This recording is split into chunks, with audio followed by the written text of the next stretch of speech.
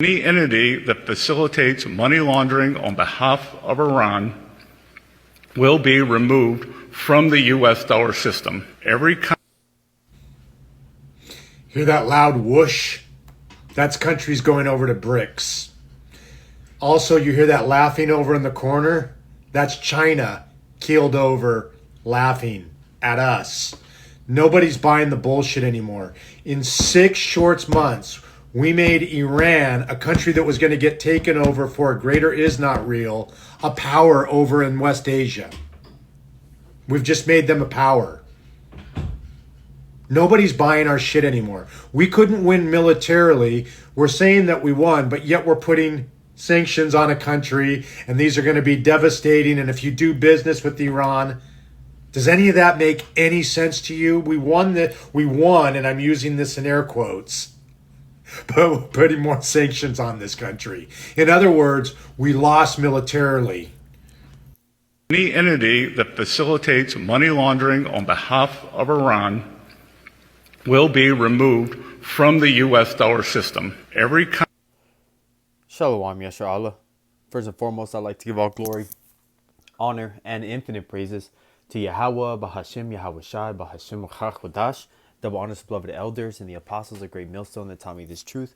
While peace and salutations to all you hopeful elect Akim out there laboring, that are pushing this word in truth and in sincerity. This is your brother Amar from the GMS Boise, Idaho camp, and I'm doing this, quick news update, of what's going on with the Department of Treasury of the United States, which is now openly threatening to stop using different countries that collude or do trade with Iran.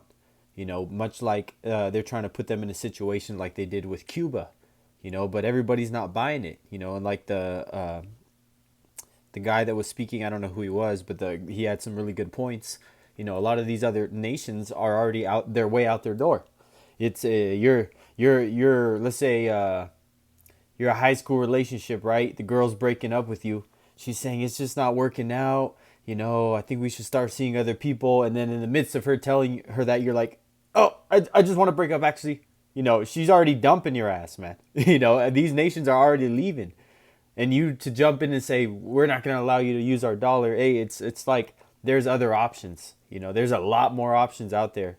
And that's what these nations are realizing, that there's better and bigger things. There's more, solid contracts. There's not all these loopholes and all this and that. Oh, and we have to pay X amount for outrageous insurance, because we know who owns the insurance companies on these ships, ever since the slave trade. And before that, these damn Amalekites, man. So a lot of these nations aren't down with, using certain shipping ports in the United States. And we saw that in the beginning. I think it was like 2 years ago, actually, when there was a longshoreman strike, and then there was also empty ports where they get all these cargo containers from, because they were for a long time, there was a standstill of trade, that still has ripple effects to this day from COVID. There's never been a price correction since COVID happened. And, what you're seeing now is that things have actually gotten even more expensive than post-COVID. It hasn't gotten better. Like they say, ever since the freaking C-19, they say this is the new normal. So I wanted to go straight to the scriptures, after playing that video, because what this shows is that this man is losing. He's using the last little bit of his weapons that he has, in economic warfare, tariffs, like they're doing and putting on Canada right now, and increasing other ones throughout, the world, regularly. They're increasing the amount of prices. This place is, going down, man. And he's got all these, like I said, loopholes, and if you do this wrong, you have to pay me this amount of money. Countries are tired of it. Salakia. This is James 5 and verse 1. This is James 5 and 1. Go to now, ye rich men, weep and howl for your miseries that shall come upon you. Your riches are corrupted, and your garments are moth-eaten. Your gold and silver is cankered, and the rust of them shall be a witness against you, and shall eat your flesh as it were fire. Ye have heaped treasures together for the last days. And this is continuing, straight from the top. This is talking about the rich men, those big banksters, the Fortune 500 CEO companies, the people that, are really making, money because, you making six figures. Hey, that's good here in, I guess, the world, Babylon the Great. But really, really, that's not true wealth. Having millions and billions and trillions and land and cattle, and that's real wealth. And that's what these billionaires have. But they're ultimately going to get that all taken from them because they know that the main cash cow is drying up. The well's drying up because Babylon the Great has always been a center hub for trade. And that's why you see a lot of these countries jumping ship. You have a lot of sections in your town, in your city, where it's a nice shopping mall. It's a nice area. There's no reason why the stores shouldn't be filled and lined with people, but people aren't spending like that. You had a lot of these major stores actually do a report that their sales have been record low because people aren't buying dishwashers, appliances like they used to, splurging themselves, because the cost of living itself is enough. And that's why you see, man, every time I go on Instagram now, you see somebody crashing out, complaining about the prices, holding 2 bags of groceries and they say, guess how much this is, So, and it's only going to increase. But this is something that, starting with the elders and apostles on down, the brothers, the elders, the camps at Great Millstone have been telling you for years. We've been telling you these things are happening. And so now that it's coming into fruition and it's coming together plain as day, you can't deny it. But you still have people trying to, distract themselves so they don't have to focus on that. Well, soon enough, this is the only thing that you're going to focus on because there's going to be no jobs. There's going to be no free travel. Wait till the next crisis. Wait till the next false flag. Wait till the next mind effing that the mind fuck that Esau gives you, man. When you people are going to eat it up and go even worse than the situation that you're in now. Yes, and if you think it's bad now, just wait. It's going to get worse. Hey, man, and when I'm talking to the damn 2/3 and the heathen at this point, because we know these things if you're in the truth, man. And it's beautiful to us because I always say this after a so-called negative statement like that, like people would say in the world, right?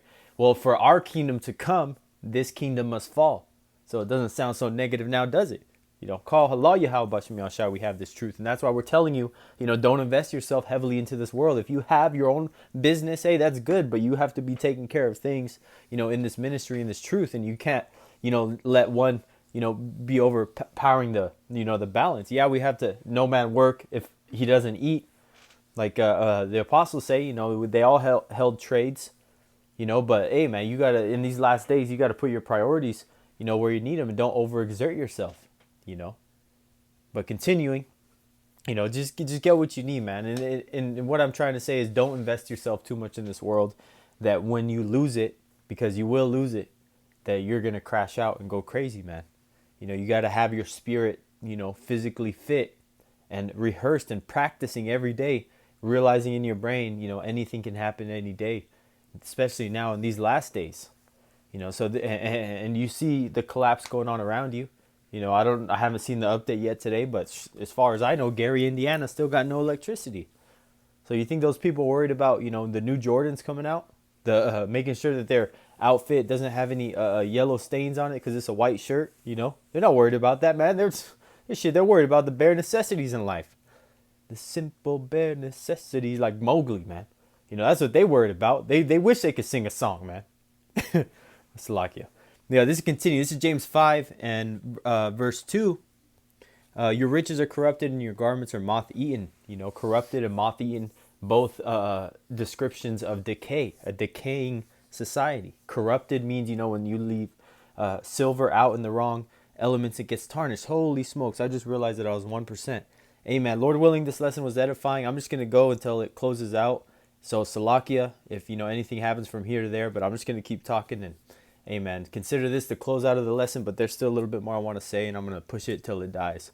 push it till this battery dies, man. This is James 5:3. Your gold and silver is cankered, and the rest of them shall be a witness against you. And that's Esau Edom in his power structure, because he is the one in charge. He's the one with the power to make laws, print money, etc. And shall eat your flesh as it were with fire. Hey, man, it's going to be fuel to the fire when Yahweh Bashem Yahushai melts this place. Ye have heaped treasures together for the last days. That's right, because everything here in Babylon the Great and the system that he's built is going to be torn down. So Salakia, Yashar Allah, I didn't realize I was on 1%. But Lord willing that this lesson was edifying unto the elect. Till next time, I'd like to give all glory, honor, and infinite praises to Yahweh, Bahashem, Yahweh Shai, Bahashem, Chachadash. Double honors to beloved elders and the apostles at Great Millstone that taught me this truth. While peace and salutations to all you hopeful elect about their laboring that are pushing this word in truth and in sincerity. Till next time, Lord willing, Shalom.